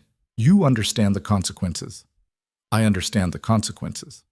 One of the other board members, a woman named Harriet Chen, who had been on the board for 11 years and had never once voted against Elena and had never once voted for her either, leaned forward. Harriet said, "Elena, may I ask something? Please. Is the relationship real?" Elena looked at her. Elena did not answer for about 5 seconds. Then she said, "Define real. Are you sleeping with him?" "No." "Are you in love with him?" Elena opened her mouth. She closed it. She opened it again. "I do not know," she said. "I know I have asked a 7-year-old's opinion about a library. I know I flew a friend of mine in from Colorado this morning to give the girl's father a better job than I can offer him, because I think he deserves a life I cannot give him. I know I have not slept in 40 hours because I am afraid he is going to leave, and I know I am not going to stop him if he does. That is what I know. Whether that is love or something else, Harriet, I do not know." Harriet Chen sat back in her chair. She looked at Victor Lane. Then she looked at Elena. "I am going to vote against the no confidence motion," Harriet said, "if it comes to a vote today." Victor Lane's jaw tightened. "Harriet." "Victor, this is not the time for sentiment." "This is not sentiment. This is the first honest answer she has given this board in 4 years. I am not voting against her for telling the truth in this room for the first time. I am not going to be that person, Victor, and neither are you, if you think about it for 10 seconds. Another board member, a man named Alan, cleared his throat. "I would also like to hear more before we vote." Victor looked around the table. He counted. He was a man who had been counting votes his whole life. He counted 3 sure no's, 2 maybes, and 1 yes. He needed 4 yeses to force the statement. He did not have them. He took a breath. He composed his face. "We will reconvene Friday morning," he said. "Elena, I expect a statement by end of business Thursday. A statement you are prepared to give. I do not care what it says. I care that it exists and that it is yours. Is that understood?" "Understood." Meeting adjourned. The board members filed out. Harriet Chen was the last to leave. She stopped next to Elena's chair. She put one hand briefly on Elena's shoulder, and she did not say anything, and she walked out. Elena sat alone in the conference room for a long time. The windows looked out on the city. She did not look at them. She looked at her hands on the polished table. Her phone buzzed. A text from Daniel. "Met Jim." "Good man." Thinking. That was all. She read it 3 times. She put the phone down. She put her hands flat on the table. She inhaled for a count of 4. She exhaled for a count of 6. Her therapist, whom she had stopped seeing 11 months ago, had taught her that. Then Elena Voss, who had never in her adult life written a sentence in her own hand when she could dictate one, picked up a pen that one of the board members had left on the table, and she pulled a piece of hotel stationery toward her from a stack in the center of the table, and she began to write a statement. Not the one Victor Lane wanted. A different one. She wrote for 22 minutes. She wrote slowly. She crossed out more than she kept. When she was done, she folded the paper in half, and she put it in the inside pocket of her suit jacket, and she left the building, and she got in the car and she said to the driver, "Home. The estate. Not the city apartment. The estate." "Yes, Miss Voss." The car pulled away from the curb. Elena leaned her head back against the leather seat. She closed her eyes. The driver did not speak to her for the 2 hours and 40 minutes it took to get home. When she got back to the estate, it was almost 7 in the evening. She walked up the stone steps in heels because she had not had a chance to change. and her feet hurt, and she came into the foyer and she took the heels off right there, and she left them on the marble floor, and she walked in stocking feet down the east corridor, past her office, past the room that was going to be the library, all the way to the kitchen, and Daniel was sitting at the island. Sophie was asleep in the next room on a couch, with a blanket over her and a book open on her chest, and Ms. Bellamy in a chair next to her reading something of her own. The whole scene had a stillness in it that Elena did not have a word for. Daniel looked up when Elena came in. Hey, how did it go? I did not make the statement they wanted. I heard. From who? Harold. Harold hears everything 90 minutes before the rest of the world. She nodded. She pulled out the stool across from him and sat on it. She put the folded paper on the island between them. What is that? He said. The statement I am going to make on Thursday. Can I read it? Not yet. Okay. Daniel. Yeah. Did you take the job? He did not answer for a second. Tell me about the statement first. No, tell me about the job first. They sat there. Neither one of them looked away from the other. The kitchen was dim. The only light was the one under the cabinets. In the other room, Sophie turned over in her sleep and the book slid off her chest, and Miss Bellamy reached down and caught it before it hit the floor. I told Jim I was taking it, Daniel said. Elena's face did not change. She had known. She had known since his text in the car. She nodded once, slowly, and she looked down at the folded paper on the island. Okay, she said. I told him I would give him a final answer Monday. He told me to sleep on it. That is like Jim. But I told him I was taking it, Elena. I told him out loud. I made a decision in a diner off the interstate while he was putting a 20 on the table for breakfast, and I got in the car after, and I drove 40 miles home, and every one of those 40 miles, I was already packing. She was quiet. And then I got here, he said, and Sophie was in the other room with Miss Bellamy, and she was asleep on a couch with a book on her chest, in a house she has been in a handful of times, and she was asleep, Elena. She was asleep in a house that is not hers. Sophie does not sleep outside of our apartment. She did not sleep at Mrs. Alvarez's the one time I tried.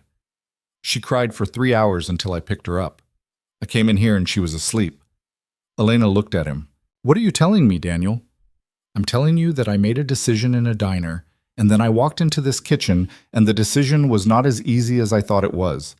That is what I'm telling you. Read the statement. Elena, read it. Then tell me what you want to do. Do not decide in the other order. Read it first. She slid the paper across the island. He picked it up. He unfolded it. The paper was hotel stationery, a little wrinkled from her pocket. Her handwriting was not what he had expected. He had expected something tight, thin, controlled. Her handwriting was round and a little messy and slanted hard to the right. The handwriting of a person who had learned to write fast in school and had never slowed down. There were cross-outs, whole lines crossed out. Some of the cross-outs had been crossed out themselves. She had written the statement and argued with herself on the page, and he could see every step of the argument. He read it. Then he read it again, slower. He set it down on the island between them. Elena. Yeah. You're going to burn the whole thing down with this. Maybe.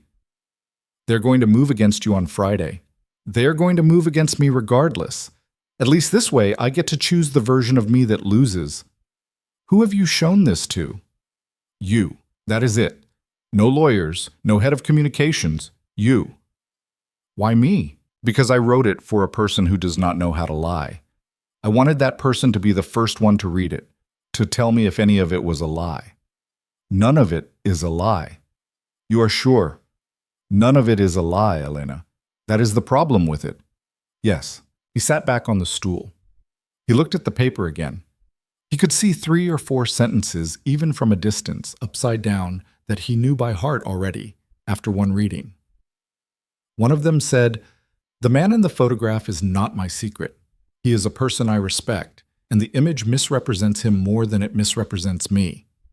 Another said, "I do not apologize for standing on a terrace at dusk and talking to someone honestly. I will not apologize for it tomorrow. I will not apologize for it a year from now."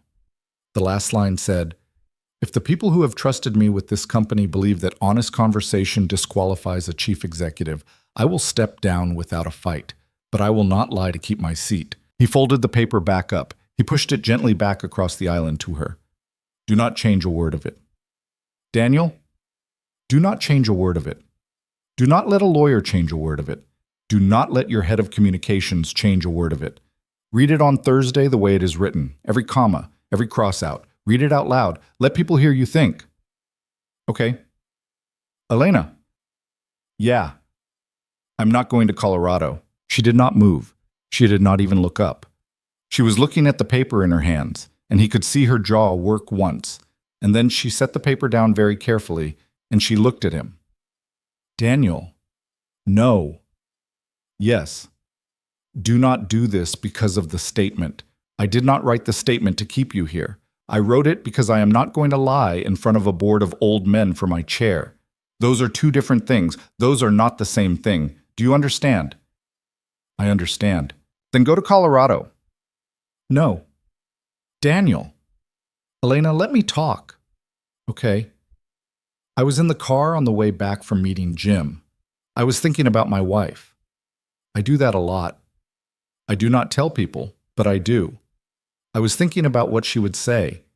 And for a long time on that drive, she was telling me to go. Take the yard, take the school, take the job. You do not owe anything to anybody. And I was listening. I was going to listen. I was 10 miles out from this house, and I was still listening. What changed? I came in here and my daughter was asleep in a room she barely knows. And I thought about the thing Jim said to me at the end of breakfast. He said Sophie would have other kids to run around with on his property. 3 dogs, a granddaughter her age, a school bus. And that is a good life. I believed him. I still believe him. But Elena, my daughter, has been sleeping through the night for 3 weeks. For 3 weeks. She has not slept through the night since her mother died. Do you know when she started? Oh. No. The week she met Ms. Bellamy. Elena closed her eyes for a second. That is not me, Daniel. That is Ms. Bellamy. You can take Miss Bellamy to Colorado. I will pay her salary. She will go. She adores the child. I know you would. I know she might. That is not the point.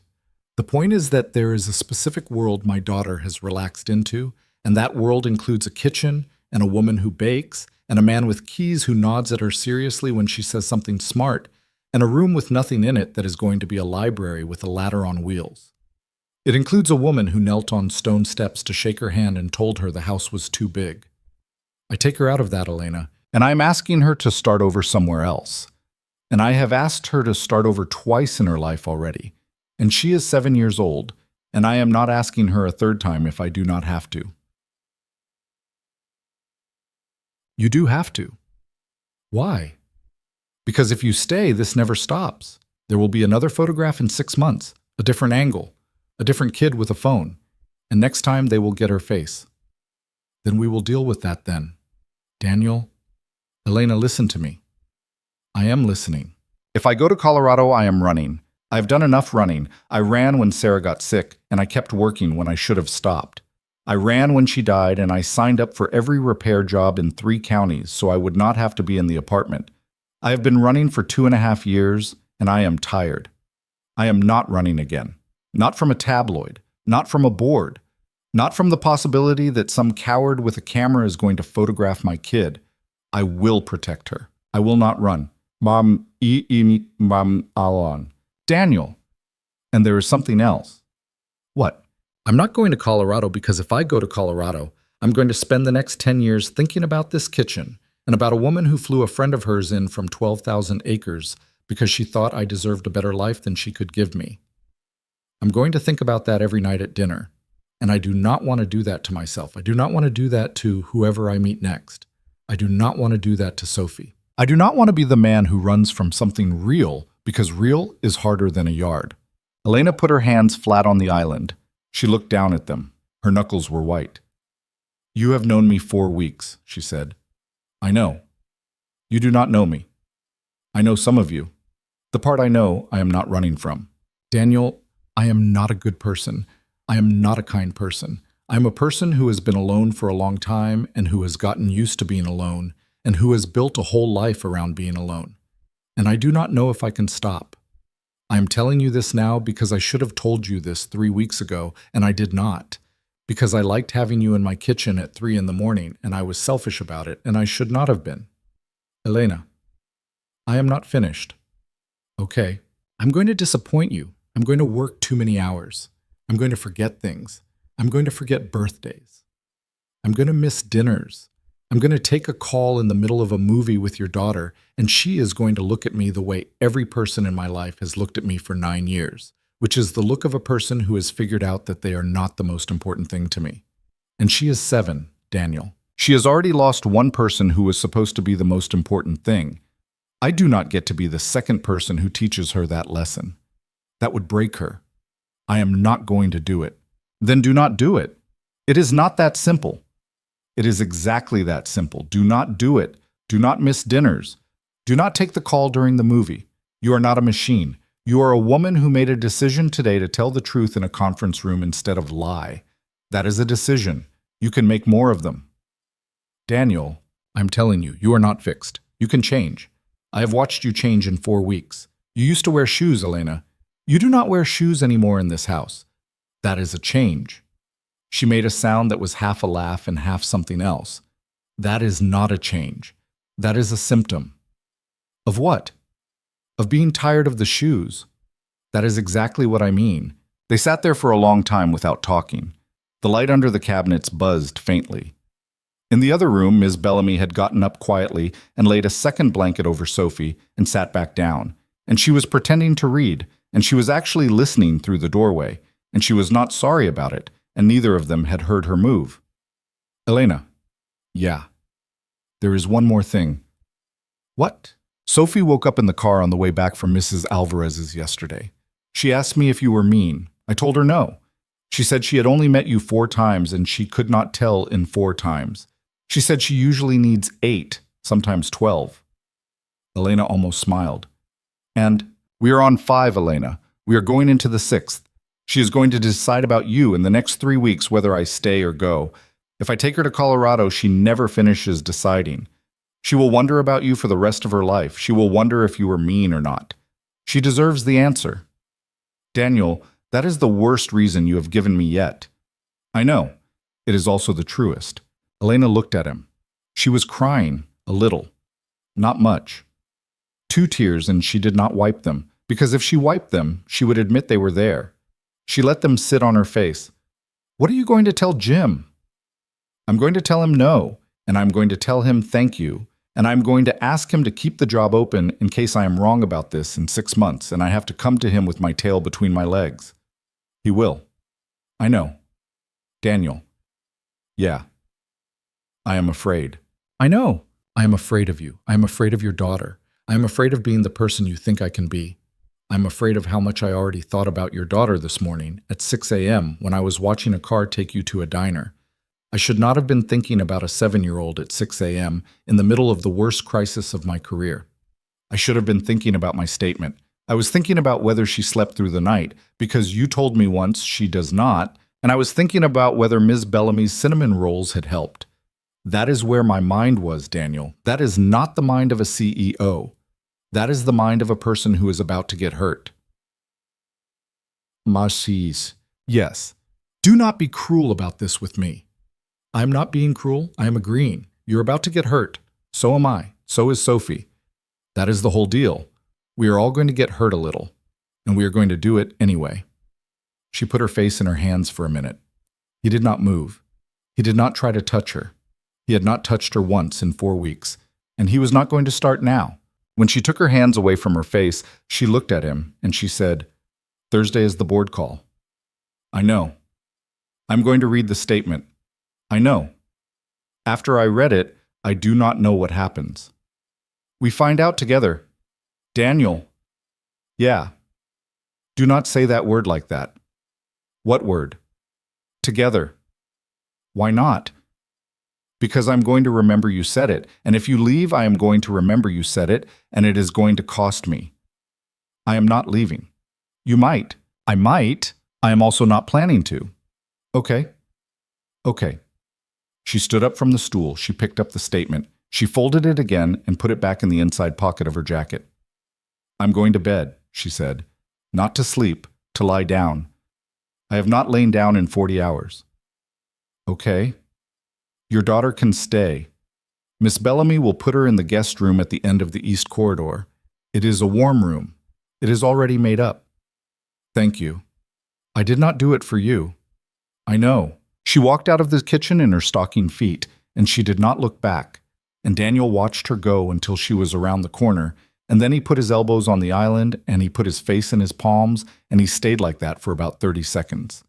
Then he got up, and he went into the other room, and Miss Bellamy was there with her book open on her lap, not reading, and she looked up at him and she said, "You are a fool." I know. A fool who made the right call. I hope so. Sit down. I have coffee. Ms. B, I have not slept either. That is why you need the coffee. He sat down in the chair opposite her, across from the couch where Sophie was sleeping under 2 blankets now, and Ms. Bellamy poured him coffee from a thermos at her elbow that he had not noticed, and he drank it, and she watched him drink it, and when he was halfway through, she said, "That woman is going to put her whole life on a table Thursday." You were listening. Every word. Ms. B. Don't Ms. B me. I have been in this house 19 years. I listen to everything. I keep my mouth shut about most of it. I am not keeping my mouth shut about this. Okay? She is going to read that paper, and the men on that board are going to tear her apart, and she is going to sit there and let them, because she has decided that is the price of being able to look at you in the morning without flinching. You hear me? I hear you. Then you be there on Thursday, Daniel Reeves. You be at that meeting, not in the room. She will not let you in the room. But you be in the building. You be on the floor. You be where she can see you when she walks out. Because that woman is going to walk out of that room wrecked, and the first face she sees is the face she is going to believe. If the first face is Harold, she will believe he is paid to be kind to her. If the first face is her lawyer, she will believe he is paid too. If the first face is yours, she will believe you. He looked at Miss Bellamy. He set the coffee down. You have thought about this. I have thought about this since the night she gave your daughter that bowl. Miss B. Thursday, Daniel. You be there Thursday. I will. Bring the child, not in the room, in the building, on the floor. The child has a way of being in a place that makes a room less cruel. You know what I mean. I know what you mean. Good. He finished the coffee. Sophie slept on. The book on her chest had slid off again and was open on the blanket, and he picked it up and he marked her page with a bookmark made out of a napkin, and he set it on the side table, and he kissed his daughter on the side of her head. Thursday was 2 days away. He was not going to sleep either. Elena read the statement in front of 14 people in a boardroom on the 42nd floor at 2 p.m. on Thursday afternoon. She read it standing up, which was not a thing she did at board meetings. She had always sat, and she read it in the shoes she had kicked off in the foyer of the estate the night Daniel told her he was not going to Colorado, because she had gone back and picked them up in the morning, and she had put them on purpose. She read it the way Daniel had told her to read it, every comma, every cross-out, every word she had argued with herself about. When she finished, there was a long silence, longer than was comfortable. Victor Lane was red in the face. Harriet Chen was very still. A man at the end of the table, whose name Elena had not remembered for 6 years, had tears in his eyes, which surprised her, and she made a note to learn his name again. Victor Lane cleared his throat and said, "I move for a vote of no confidence." Harriet Chen said, "I move to table the motion indefinitely." Another board member seconded Harriet, then another, then slowly 2 more. The motion to table passed 7-5. Victor Lane did not have the votes. He had miscounted. He looked at Elena across the table, and his face did something that she had wanted to see on his face since she was 27 years old. And he stood up, and he left the room, and he did not come back. And 2 weeks later, he resigned from the board by letter. Elena walked out of the conference room. Her lawyers were in the hallway. Her head of communications was in the hallway. 3 of her vice presidents were in the hallway. She walked past all of them. She walked to the elevator and she went down to the lobby. And when the elevator opened, Daniel Reeves was standing near the front desk, with a small girl in a red coat next to him, and the girl was holding her father's hand. And she was looking at Elena with the face of a person who was around number 6 or 7 and still deciding. Elena crossed the lobby. Her heels made sharp, quick sounds on the marble. She did not look at anyone else. She got to Daniel. She stopped in front of him. She did not say anything for a second. Then Sophie let go of her father's hand and she reached up and she tugged on the sleeve of Elena's jacket. And Elena bent down the way she had bent down on the front steps, and Sophie said, in a small, serious voice, "I decided." "Decided what?" "You are not mean." Elena inhaled once, sharply. "Thank you, Sophie." "You're welcome." Sophie stepped back. She took her father's hand again. Elena straightened up. She looked at Daniel. Her eyes were wet. She did not try to hide it this time. "They tabled it," she said. "I heard. I do not know what happens next." "Neither do I." "Daniel." "Yeah. I do not want to do this alone anymore." "Then do not." "Okay." "Okay." She put her hand out. Not for his hand. Just out, the way a person puts their hand out in a room they do not quite trust yet to feel the air. He took it. He did not shake it. He just held it, and she held his back. And across the lobby, a security guard who had been about to ask them to move along changed his mind and looked at the floor. Outside, a car was waiting. The three of them walked out of the building together, and nobody took a picture of them. And if somebody had, it would not have mattered, because there was nothing in the picture anymore that Elena Voss or Daniel Reeves needed to hide. The car took them back to the estate, and by the time they pulled through the gate, it was already dusk. The kind of dusk that softens a house like that one and makes it look, for a few minutes, almost like a place a person could live in. Sophie had fallen asleep with her cheek against the window, and Daniel carried her inside, and Elena walked ahead of them in her shoes and then took them off in the foyer again and left them where they landed, and nobody picked them up this time. The shoes stayed there until morning. The first real change was small. Elena stopped answering her phone after 8, not because someone told her to, because one Tuesday night she was reading to Sophie on the couch, in the sitting room off the kitchen, a book about a rabbit that was afraid of the dark. The same book Daniel had read the night he brought the $25,000 home in a manila envelope. And her phone rang. And Sophie looked at her, and Elena looked at the phone. And she picked it up, and she muted it, and she set it face down on the side table, and she kept reading. That was all. Nobody gave a speech about it.